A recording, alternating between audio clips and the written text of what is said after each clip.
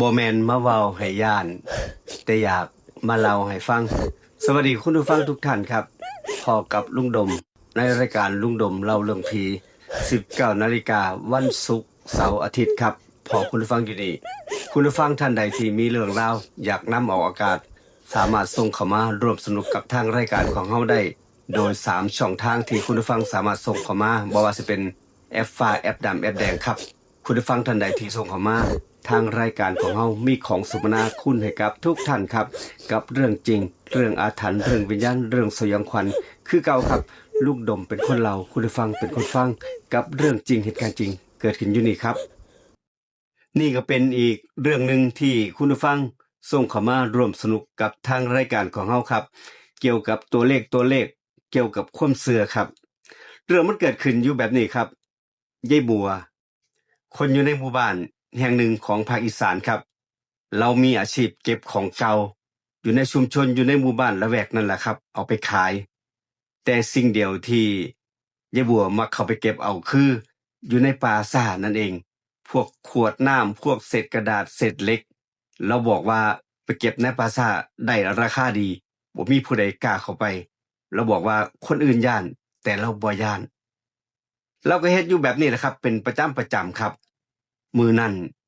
หลังจากที่เราเก็บเศษขวดเศษน้ำเศษเล็กอยู่ในปราสาทกลับมาบ้านคืนนั้นหลังจากที่เราอาบน้ำกินข้าวเข้านอนครับคืนนั้นเราฝันเห็นผู้หญิงผมยาวใส่ชุดขาวเปอะเปื้อนเปรี้ยวโคลนมายืนอยู่ปลายเตียงของเรานั่นเองในฝันเราว่าผู้หญิงคนนั้นมาบอกว่าให้ซอยแหน่ซอยแหน่หนาวหนาวหนาวยายบัวได้ยินแบบนั้นตื่นตื่นจากฝันครับแต่สิ่งที่ติดโตติดใจยายบัวอยู่ก็คือบ่แม่นความกลัวบ่แม่นความอิหยังครับแต่ยายบัวเห็นตัวเลขถึง5ตัวอยู่ที่ป้ายในมือของผู้หญิงคนนั้นที่มาเข้าฝันยายบัวผู้หญิงคนนั้นมาเข้าฝันยายบัวถือป้ายมีเลขถึง5ตัวเอ๊ะเลขอิหยังครับคุณผู้ฟังอันนี้ก็เป็นความเชื่อของยายบัวมาเล่าต่ออีกรอบหนึ่งครับยายบัวมาเล่าความฝันให้กับหลานชายชื่อโต้งเอ้ยยายน่ะยายฝันเห็นผู้หญิงมาหายายแหมอันมายืนบอกว่าหนาวแต่ในมือของเงินของเรานั่นถือเลขถึง5ตัวโต้งได้ฟังยายเว้าแบบนั้นก็เลยถามกลับมาว่าเลขหยังล่ะยายเจ้าคือฝันแบบนั้นเจ้าฝันแบบใดอะคือฝันเห็นเลขติเป็นจังไดเลขอิหยังล่ะยายส่วนยายบัวได้บอกหลานบอกว่าเลขถึง5ตัวยายจำแม่นเลยจำแม่นเลขเนี่ย65329นี่ล่ะ65329นี่ล่ะยายตกใจตื่นยายรีบจดไว้เลยเนี่ยยายบัวบอกตรงแบบนี้ครับถ้าใดนั้นโต้งก็หากระดาษกระเดิดมาปากกาปากกามาเขียนที่ยายบัวมาบอกว่าเลข65329นี่แหละเลข5ตัวโต้งจำแม่นยายบัวก็บอกว่าจำแม่นโต้งบอกว่ายายอย่าตัวเด้อบ่ได้ตัวอีหลียายฝันเห็นเนี่ยตัวเลขผู้หญิงคนนั้นมายืนอยู่แล้วก็ถือป้ายมีเลข5ตัวยายว่านี่ล่ะโต้งท่านใดนั้นตัดสินใจครับเขารีบไปตลาดทันทีไปจับรางวัลมาถึง2ใบครับคุณผู้ฟังใบของมือนั่นครับมือนั่นเป็นมือหวยออกรางวัลที่1เลขที่ออก653329ขาดไปเลขเดียวครับคุณผู้ฟังเพราะว่ายายเนี่ยยายบัวฝันเห็นมีเลขเพียง5ตัวหายไปตัวหนึ่งครับเป็นความเชื่อเหลือเชื่ออีหลีครับคุณผู้ฟังที่เลขยายบัวฝันเห็น ออกมาเบิดครบหาตัวแต่หายไปตัวหนึงครับและจากมือนั่นครับยายบัว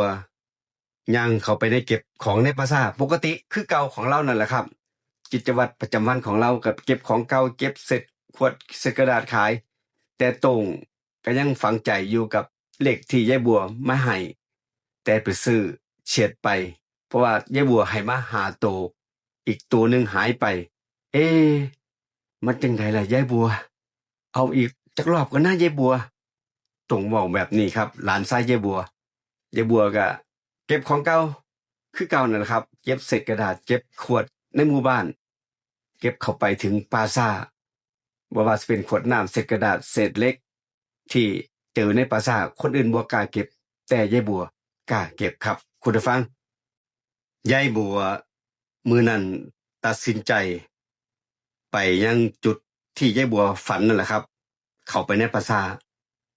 หลุมฝังศพผู้หญิงคนนั้นยายบัวนำธูป1ดอกเพื่อสิไปขอขมาและเว้าว่ายายสิซอยหนูเด้อให้ซอยหนูขึ้นมาหนูหนาวติแต่หนูต้องซอยยายเด้อซอยอีกเทื่อหนึ่งซอยยายให้เบิดหนี้เบิดสินให้มีอยู่มีกินยายบัวปักธูปลงดินแล้วก็เว้าอยู่ผู้เดียวครับมื้อนั้นหลังจากที่ยายบัวกลับมาจากปราสาทไปเก็บของเก่าแล้วก็จุดธูปบอกครับคืนนั้นหลังจากที่ยายบัวอาบน้ำเข้านอนยายบัวฝันอีกครั้งหนึ่ง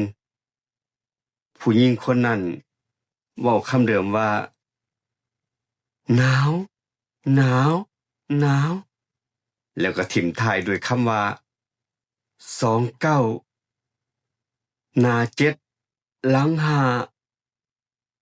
เว้าแบบนี้ในความฝันของยายบัวครับยายบัวตีเลขเป็น729และ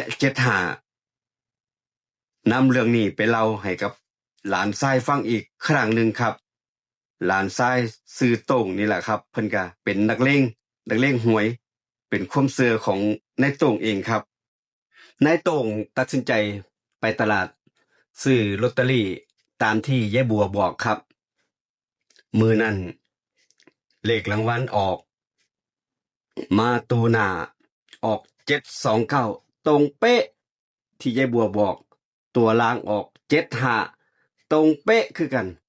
ยายบัวมื้อนั้นฝันแม่นตรงดีใจสุดขีดแล่นไปห้องไปกอดยายบัวยายเราถูกหวยเราถูกหวยยายถูกหวยถูกลอตเตอรี่ยายไปเอามาน่ะไอ้ยายฝันน่ะแม่นตรงถูกลอตเตอรี่ยายดีใจนะตรงบ่ยายบัวเว้าเบาๆกับโต้งว่าเฮาต้องไปเฮ็ดบุญไปใส่บาตรให้กับอันผู้หญิงอยู่ในความฝันนั่นเด้อโต้งเด้อยายรับปากเขาสิเอาเขาขึ้นมาจากหลุมฝังศพเขาบอกว่าเขาหนาวโต้งได้ยินแบบนั้นถึงกับนิ่งอึ้งครับคุณผู้ฟังโต้งบอกว่าบังเอิญหรือเปล่าที่ยายบัวเขาไปเก็บเศษเหล็กเศษหยังในปราสาทแห่งนั้นแล้วก็ไปจุดธูปขอเลขกับหลุมฝังศพแห่งนั้นยายบัวงวดที่แล้วผิดไปตัวเดียวรางวัลที่1งวดนี้มาตรงๆถูก3ตัวแล้วก็ถูก2ตัวเอ๊ะเกิดขึ้นจริงๆกับยายบัวกับนายตงครับตงกับยายบัวก็เฮ็ดตามคำมั่นสัญญาไปใส่บาตรไปเฮ็ดสังฆทานให้กับผู้หญิงคนนั้นอุทิศส่วนกุศลตั้งจิตอธิษฐานถึงผู้หญิงคนนั้นให้ผู้หญิงคนนั้นหลุดพ้นจากบ่วงกรรมไปผุดไปเกิดไปสู่ภพภูมิที่ดีตรงกับยายบัวไปเฮ็ดตามคำมั่นสัญญาครับหลังจากมื้อนั้นที่ยายบัวกับตงไปเฮ็ดสังฆทานเฮ็ดบุญให้กับผู้หญิงคนนั้นล่ะคืนนั้นแล้วกลับมาฝันอีกครั้งหนึ่งครับคุณผู้ฟังผู้หญิงคนนั้นมานั่งแล้วฝันในความฝันของยายบัวมานั่งอยู่ข้างกองฟืนเว้าด้วยเสียงเศร้าส้อยว่า เผาแล้ว หลังจากที่ฝังแล้วก็มาเผาก็ก็ยังบ่ได้ดีขึ้นก็ยังบ่ได้ไปไสทั้งฝังแล้วก็เอาขึ้นมาเผาก็ยังบ่ได้ไปไสในความฝันของยายบัวผู้หญิงคนนั้นมาบอกจังซี่ครับยายบัวตกใจตื่นมาเล่าเรื่องราวที่ในความฝันให้กับโต่งฟังนี่แหละว่าถึงสิฝังนางไปแล้วก็เอาขึ้นมาเผาวิญญาณของนางก็ยังบ่หลุดพ้นแม้นที่ยายบัวกับโต่งสิเฮ็ดบุญเฮ็ดกุศลไปให้นางก็ยังบ่ได้ไปผุดไปเกิดอีหยังขึ้นกับยายบัวกับนายโต่งครับเรื่องราวดำเนินการต่อไปครับยายบัวกับโต่งนี่แหละนำเงินที่ได้มาจากการถูกหวยครั้งแล้วครั้งเล่านี่แหละเอาไปใส่หนี้แทนเอาไปใส่หนี้เอาไปเฮ็ดบุญหลายสิ่งตัวหลายอย่างพร้อมกับจัดงานอุทิศส่วนกุศลให้กับผีคนนั้นผีผู้หญิงคนนั้นล่ะอีกครั้งหนึ่งคืนนั้นเป็นคืนสุดท้ายครับคุณผู้ฟังผู้หญิงคนนั้นมาเข้าฝันยายบัวอีกครั้งหนึ่งพร้อมกับยกมือไหว้แล้วเว้าว่าขอบคุณนะยายขอบคุณเด้อที่เจ้ามาเฮ็ดบุญเฮ็ดกุศลให้พบกันพ้อกันชาติหน้าข้อยหลุดพ้นแล้วข้อยไปผุดไปเกิดแล้วข้อยไปแล้วเด้อยายขอให้เจ้าโชคดีขอให้เจ้าโชคดี